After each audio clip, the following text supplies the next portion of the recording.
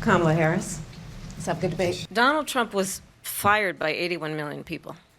So let's be clear about that. And clearly he is having a very difficult time processing that. World leaders are laughing at Donald Trump. I have talked with military leaders, some of whom worked with you, and they say you're a disgrace.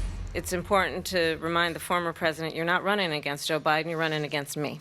The alliances we have around the world are dependent on our ability to look out for our friends and not favor our enemies because you adore strongmen instead of caring about democracy. I'm going to actually do something really unusual, and I'm going to invite you to attend one of Donald Trump's rallies because it's a really interesting thing to watch.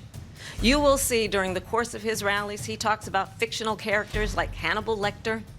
He will talk about windmills cause cancer. And what you will also notice is that people start leaving his rallies early out of exhaustion and boredom.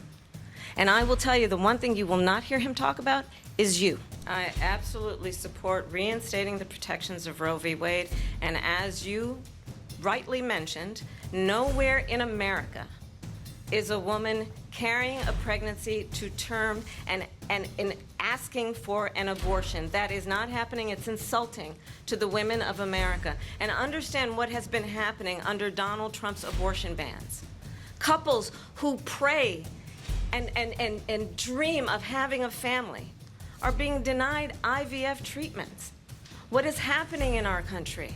Working people, working women who are working one or two jobs, who can barely afford childcare as it is, have to travel to another state to get on a plane sitting next to strangers to go and get the health care she needs.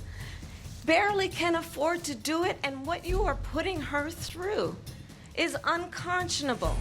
And the people of America have not, the majority of Americans believe in a woman's right to make decisions about her own body, and that is why in every state where this issue has been on the ballot, in red and blue states both, the people of America have voted for freedom.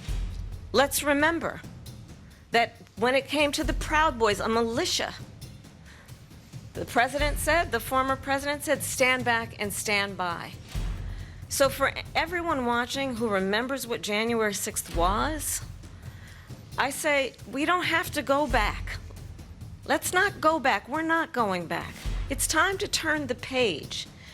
And if that was a bridge too far for you, well, there is a place in our campaign for you to stand for country, to stand for our democracy, to stand for rule of law. I mean, honestly, I think it's a tragedy that we have someone who wants to be president who has consistently, over the course of his career, attempted to use race to divide the American people.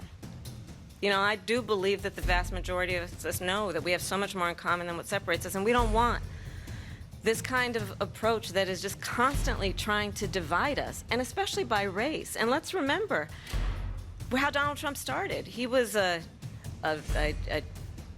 land, he owned buildings, and he was investigated because he refused to rent property to black families. Let's remember, this is the same individual who took out a full-page ad in the New York Times calling for the execution of 5 young black and Latino boys who were innocent, the Central Park 5.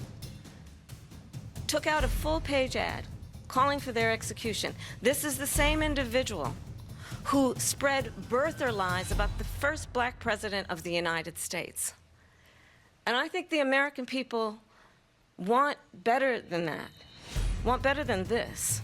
So I think you've heard tonight two very different visions for our country. One that is focused on the future, and the other that is focused on the past, and an attempt to take us backward. But we're not